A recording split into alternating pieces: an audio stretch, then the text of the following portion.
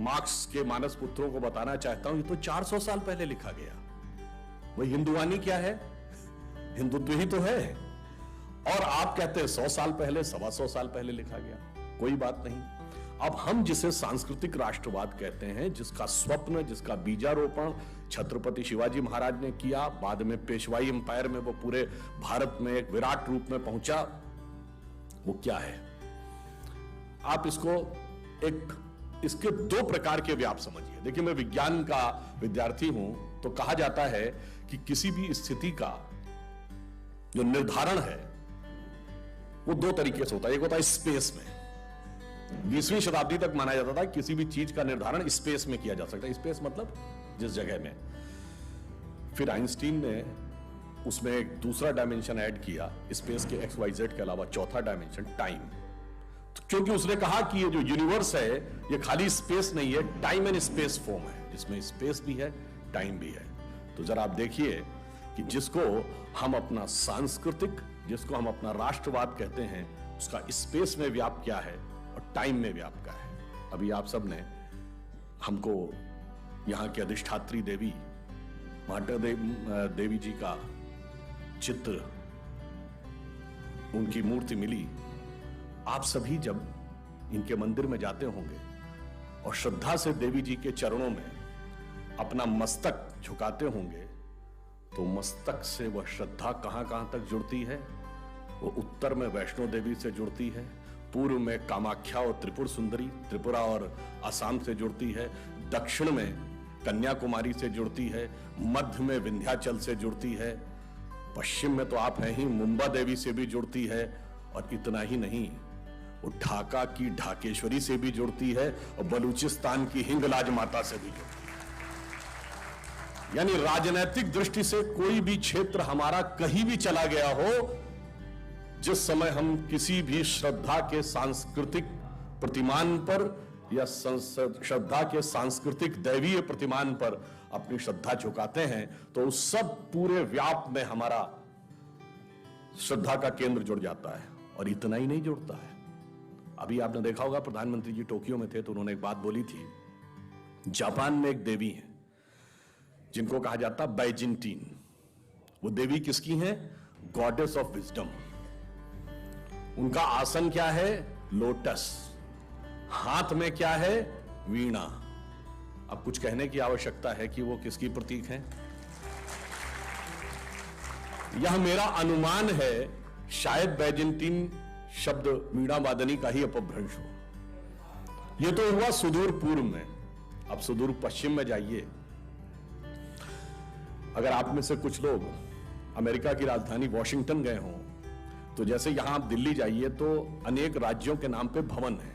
महाराष्ट्र सदन है, उत्तर प्रदेश सदन है, मध्य प्रदेश भवन है। वैसे ही वॉशिंगटन डीसी में राज्यों के नाम पे सड़कें हैं, एवेन्यू। तो मैसाचुसेट्स एवेन्यू पे इंडोनेशिया की एम्बेसी है। इंडोनेशिया क्या है? दुनिया का सबसे बड़ा मुस्लिम देश। और उसकी एम्बेसी के बाहर जाके देखिएगा, 12 फुट की मां सरस्वती की प्रतिमा लगी हुई है। उसके नीचे 3 बच्चे बैठे पढ़ते दिख रहे हैं और वो कहते हैं कि ये मेरे कल्चर का प्रतीक है। अब आप सोचिए, यहां बैठकर आपने देवी जी के आगे श्रद्धा से सर झुकाया और विश्व के पूरे व्याप तक जाकर आपकी चेतना एकाकार हो जाती है। यह है हमारे सांस्कृतिक राष्ट्रवाद का व्याप। परंतु इसे समझने के लिए विराट बुद्धि चाहिए, सूक्ष्म बुद्धि, बहुत ही क्षुद्र बुद्धि नहीं चाहिए। और इसीलिए, और इतना ही नहीं, उसका अंतर क्या होता है मैं आपको बताना चाहता हूं। 15 अगस्त 2016 को जब प्रधानमंत्री जी ने लाल किले की प्राचीर से पहली बार बलूचिस्तान का मुद्दा उठाया, उस दिन मैं शाम को एक अंग्रेजी चैनल पर डिबेट में था। मैं पहले भी बता चुका हूं और आप जाके चेक कर सकते हैं। उस समय वह टाइम्स नाउ पे, उस समय अर्णव गोस्वामी वाली ही डिबेट में था। अब वहां वॉशिंगटन डीसी से एक बलूच नेता बैठे हुए थे, अहमद मुफ्ती खान, और पाकिस्तान की तरफ से जनरल शफकत सईद थे। अब उसने ये कहा, बलूच नेता ने, जो अमेरिका से बैठा था, कि इन दिस एंटायर रीजन, यानी रीजन जिसमें पाकिस्तान है, कहता है every country is having an identity, history and culture. उसने कहा कजाक से कजाकिस्तान है, उज्बेकों से उज्बेकिस्तान है, अफगानों से अफगानिस्तान है, बलूचों से बलूचिस्तान है. Then he said, if there is any one fake country in this region which is having no identity and history, that is Pakistan. अब ये सुनने के बाद जो पाकिस्तान के प्रतिनिधि थे वो थोड़ा से नाराज हुए. उन्होंने कहा, what you are saying? It means you are not Pakistani. अब देखिए बलूच नेता क्या कहता है. Yes, we are not Pakistani. We are Baloch. तो वो कहता है कि पाकिस्तानी नहीं तो आर यू हिंदुस्तानी. अब सुनिए आगे वो क्या कहता है.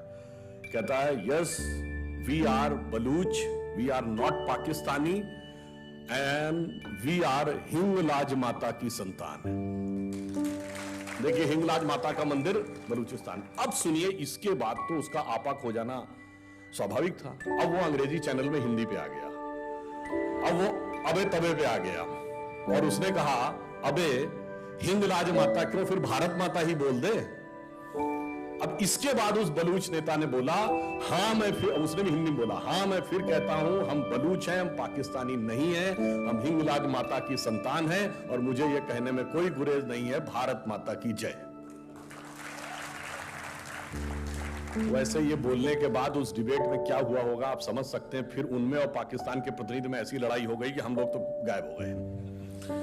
परंतु मैं ये कहना चाहता हूं कि ये ऐसा सूत्र है कि राजनीतिक दृष्टि से वो हिस्सा किसी के भी पास चला जाए, आपकी भावना, संस्कृति और संस्कार से जुड़ा रहता है. इसीलिए जो हमारा कॉन्सेप्ट है पॉलिटिको टेरिटोरियल नेशन, यानी भू राजनीतिक राष्ट्र नहीं. राज्य वो है जो एक जमीन का हिस्सा एक पॉलिटिकल पावर से गवर्न होता है. राष्ट्र वो है जो श्रद्धा के एक केंद्र से गवर्न होता है. उसमें वह हिस्सा किस पॉलिटिकल पावर के पास है उससे ज्यादा यह महत्व होता है कि आप उसके साथ किस तरह जुड़े हुए हैं. आप देखिए हमारे राष्ट्रगान में पंजाब, सिंध, गुजरात, मराठा है कि नहीं. सिंध तो हमारा राजनीतिक राष्ट्र का हिस्सा नहीं है पर हमारे सांस्कृतिक राष्ट्र का हिस्सा है. ननकाना साहब, करतारपुर साहब हमारे पॉलिटिकल टेरिटरी का हिस्सा नहीं है पर हमारे कल्चरल नेशनलिज्म का हिस्सा है.